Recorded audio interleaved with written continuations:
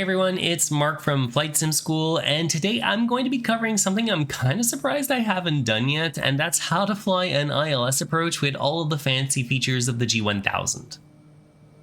Whether you've never flown an ILS before or you just need a quick refresher, this video is going to give you everything that you need to fly almost any ILS that you could run into in Flight Sim. And although I'll be using the Kodiak today, it's going to apply to pretty much any other plane that comes with a G1000 as well. So what we're going to be doing today is a short hop in the Portland area. We're going to take off from Portland Troutdale and then we'll head northwestish so that we can fly the ILS for 13 right at Portland Hillsboro. From our departure runway, we're going to take off and climb up to 4,500 feet, and we're going to fly northwestish following our flight plan up to the Battleground VOR, which is going to be our transition point for the approach.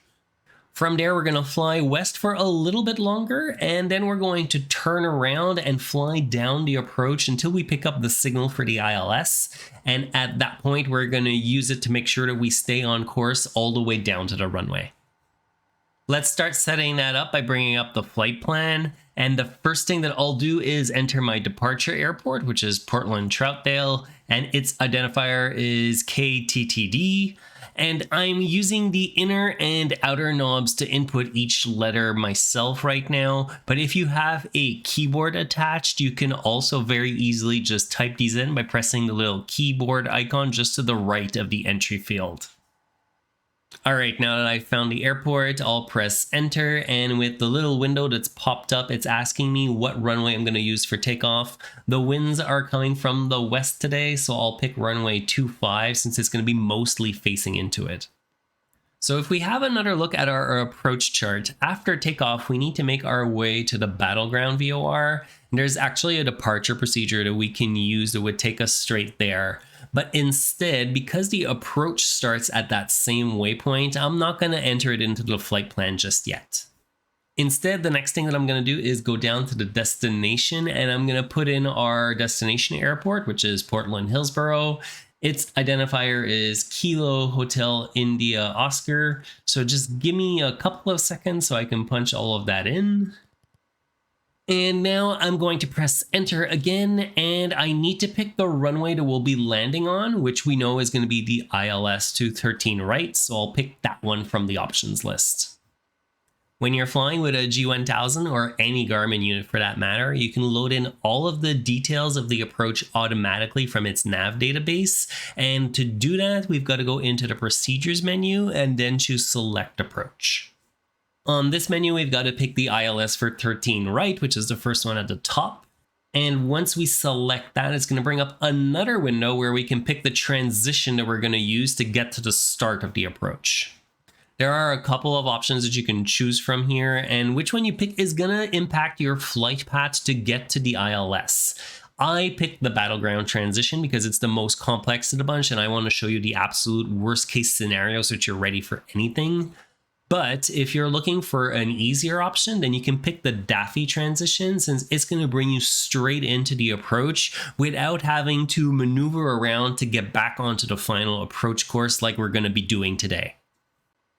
If you fly on VATSIM, the other option that you might need to use is vectors, because in that case, the controller would guide you to the beginning of the approach. And what that option does is it leaves a gap in your flight plan between the last en route waypoint and the final approach course portion of the approach, because it expects you to be told what heading to fly to be able to get to that final approach course. I'll confirm the Battleground transition for today's flight, and now I've got to scroll down all the way to the bottom of the page to the load option. What that's going to do is load all of the information for our approach into our flight plan automatically for us, and on the pop-up that shows up after you pressed enter on it, you just press OK on that one as well. That loaded in all of the waypoints that we need to fly to be able to get to the runway's ILS, but we also need to tune in the radio frequency for the ILS itself so that we can pick up the Localizer, which is going to tell us if we're to the left or to the right of the runway center line, and the Glideslope, which is going to tell us if we're too high or too low. Let's head over to the PFD to set that up now. Even though normally you would only need to do this when you're prepping the approach, this flight is really short. It's just right up and then right back down, so it's going to save us having to do it later. The ILS frequency for our runway today is 110.7, and the really neat thing that happened when I loaded the approach is that it automatically set the frequency for me in the standby for nav1. So all I've got to do now is load it into the active frequency by swapping the two frequencies. And if for whatever reason it didn't set itself automatically in the standby, you can always do it yourself with the dials that are just to the left. And that's going to set it in the standby frequency, and then you would just swap it in just like I did. I'm also going to need to make sure that the navigation is set to GPS mode so that we can get to where we're going at the battleground VOR. So I'm going to press that CDI key until the HSI turns magenta, which is our key that it's in GPS mode. And with all of that set, we are pretty much ready to go. So I'm going to get the airplane airborne and I'll meet you in the air. We're going to get back to the video in just a second here, but if you have any questions as we're going through this, feel free to pop them in the comments. And while you're at it, please make sure to like the video and subscribe as well to get more similar content. Alright, I am airborne as you can tell, and all I've done so far is take off and turn towards our flight path that we set up on the ground. The autopilot's in nav mode, so it's following our flight plan for us, and we're level at 4,500 feet because that's the altitude that we need to be at for the first leg of the approach. As we're heading towards the first waypoint of the approach, I want to point out two options in the procedures menu: activate approach and activate vectors to final, which relate to one of the most frequently asked questions that I get, which is when to activate the approach. The way I like to think of it is the activate approach option is kind of like a shortcut to go straight to the first waypoint of the approach procedure. So for example, if I had other waypoints between where I am right now and the battleground waypoint, it would skip all of them and make my active leg go directly to the battleground waypoint, since that's the first waypoint of the approach procedure. The difference with activate vectors to final is that choosing that option is going to wipe out all of the waypoints of your approach except for the last few ones that are on the final approach course. So all you're going to have left is a short and straight flight segment that extends straight out from the runway. The reason for that is that it's expecting that you'll use heading mode all the way to the final approach course, either with vectors from ATC or just doing it yourself by looking at the top-down map view, and that's why it clears everything else out from the flight plan, since you're not going to need those other waypoints to get to the final approach course. We won't use vectors to final on this flight though, because we're going to fly the entire procedure and see all of the details about it, so let's get back to it now and brief the approach. If I get out the chart again and we compare it to where we are on the map, we can see that we're just about to fly over the battleground VOR right now, and we're going to be heading towards the initial approach fix for 13 right, which is marked on the chart with the letters IAF. Once we get there, we're going to be flying at a weird angle to the approach path, and we need to turn the plane towards the approach course obviously, but it's not quite as simple as just turning in that direction. We're in a small plane today, so we could probably make that turn straight down the ILS, but these approaches are made to work for airliners as well. And generally speaking, when you're coming in at a sharp angle like this, you're usually going to have to head outbound first and then either do a procedure turn or enter a holding pattern to be able to turn around towards the runway.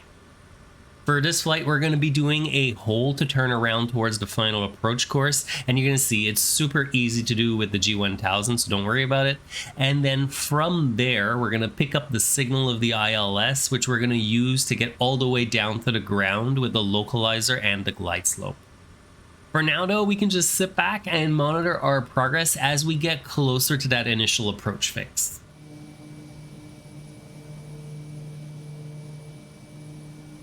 Alright, we are coming up on the IAF now. We're about 1 nautical mile out, so we've got to get ready to turn the plane around like we were just discussing. The plane's smart enough to know how to enter the hold and fly it itself, so long as we stay in nav mode on the autopilot. And you can see actually what it's going to do on the map in the white section that's coming up as we cross the initial approach fix. But regardless of all of that, you're still going to want to keep an eye on it to make sure it's not doing anything stupid. There we go, we've crossed the waypoint, and the active part of the route is now the entry into the hold that's shown in purple. It's doing what's called a teardrop entry, and that starts off by flying at a 30-degree angle in the opposite direction of the runway, and then it loops around to join the holding pattern on the inbound leg towards the hold point, and that's going to match up with our final approach course as well. While the autopilot's doing its thing to join the hold, we also need to start thinking about our altitude, and just based on the numbers that I'm seeing in the flight plan, we should be able to descend pretty soon, and we could do this either manually with vertical speed or flight level change, but for this video we're going to enable VNAV just to see what it can do for us. Even though the airplane knows what altitude it can be at for each waypoint of the approach, we still need to give it permission to descend lower, and the way that you do that is by lowering your altitude on the autopilot. I'm going to set it to 2,900 feet, and the reason I picked that altitude is that it's the altitude of the final approach fix, and at that point we shouldn't really need VNAV anymore because we'll have switched over to the ILS to continue descending. You might have noticed though that even though I put our altitude down on the autopilot, nothing's actually happening yet, and the reason for that is shown in the top right of the altimeter tape. You can see there's two altitudes there, 2,900 and 4,500.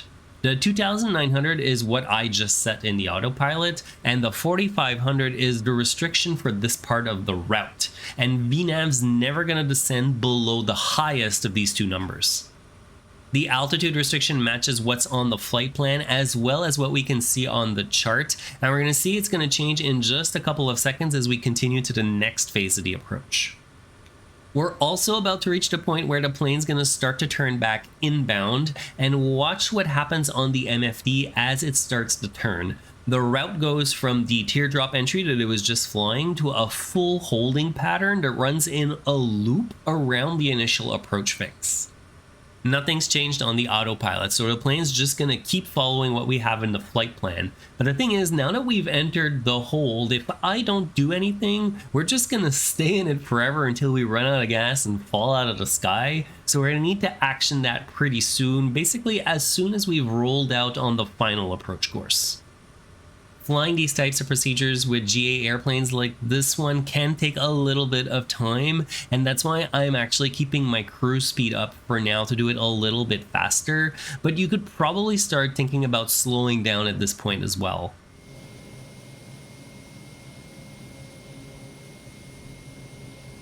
We're just rolling out on the inbound leg of the hold now, and that lines up with our runway that we're going to be landing on, and we're ready to continue down towards the runways. So I'm going to go to the flight plan.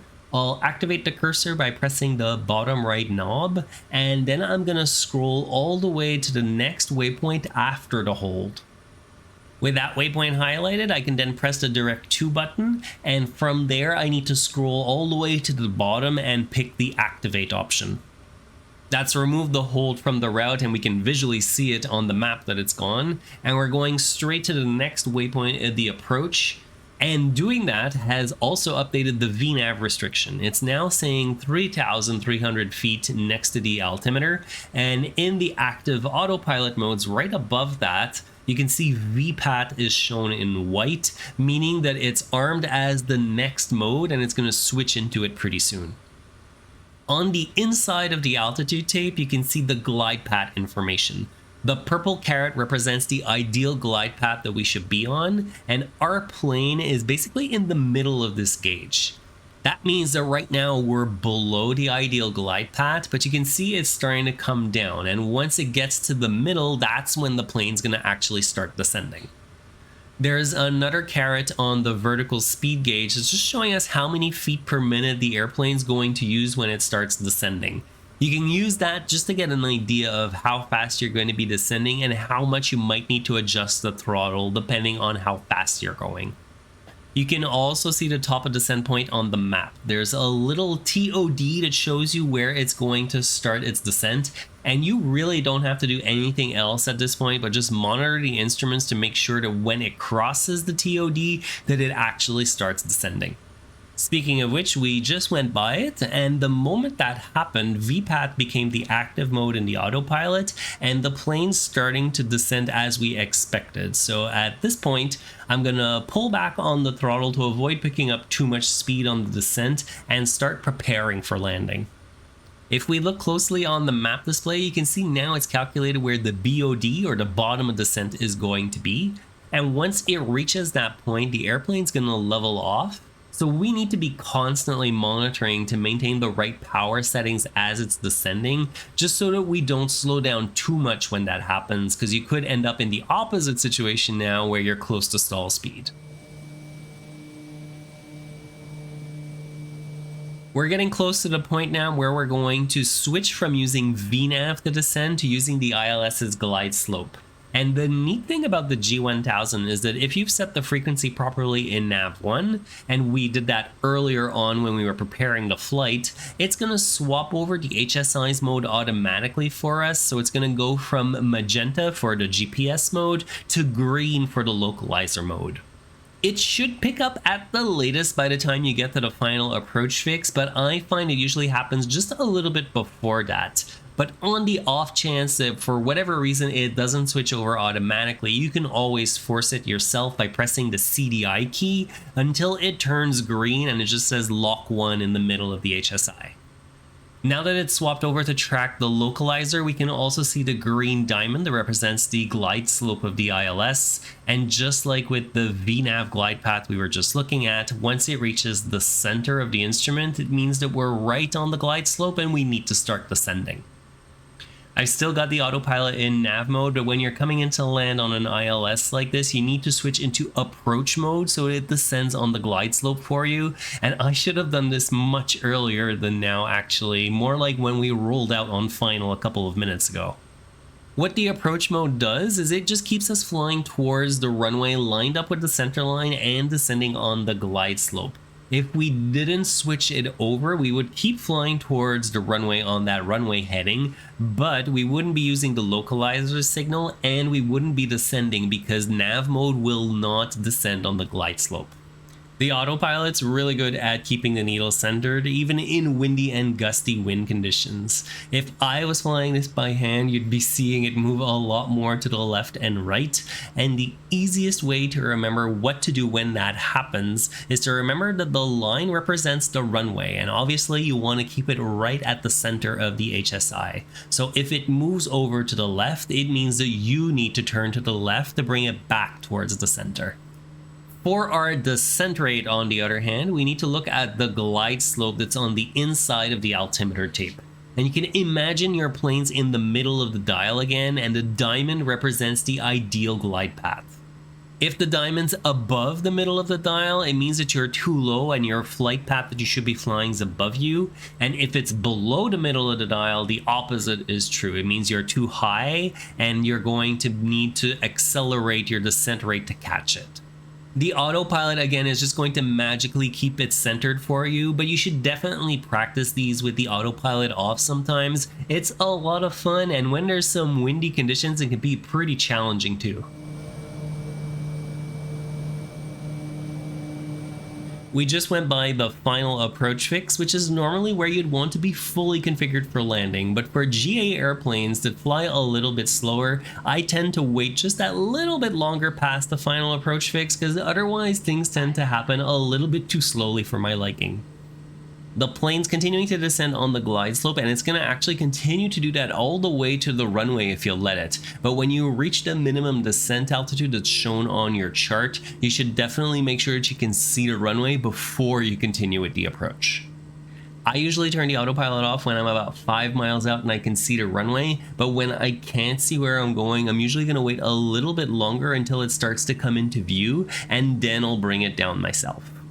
Once you've disconnected the autopilot, you can continue to use the glide slope information to descend all the way to the runway threshold. But one thing that I've noticed, and I've heard mentioned by others as well, is that the glide slope gets a little bit wonky as you get close to the ground. So just keep an eye on the runway if you can as well. All of that being said, you should now have a pretty good idea of how everything works on an ILS approach. So if you have any questions, make sure to leave them below. And if you got to this point in the video, please hit the like button and subscribe as well.